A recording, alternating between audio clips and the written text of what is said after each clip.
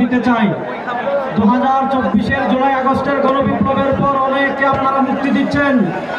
আমার ভাই ফারাবী সহ আশিকে রাসূলকে কেন এখনো কারাগারে বন্দী করে রেখেছেন?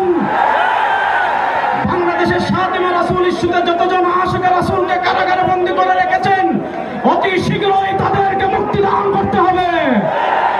2 নম্বর, অন্তর্বর্তীকালীন সরকারের কাছে আমরা দাবি জানাতে চাই, আপনারা পিলখানা ট্র্যাজেডির জন্য তদন্ত কমিটি গঠন করেছেন, 2024-এর জুলাই আগস্টের গণহত্যার জন্য তদন্ত কমিটি গঠন করেছেন, 2013 সালের শাপলার গণহত্যার জন্য কেন এখন তদন্ত কমিটি আপনারা গঠন করতে পারেন নাই? 3 নম্বর, শেষ কথা বলে আমি শেষ করছি, আমরা এই তদন্ত কমিটি বাতিলকে আমরা এই কমিটি মানি না ইনশাআল্লাহ। পরিষ্কার ভাষায় বলি, একজন মুসলমান বাংলাদেশে জীবিত থাকতে এই নারী নীতি আমরা বাস্তবায়ন হতে দেব না ইনশাআল্লাহ।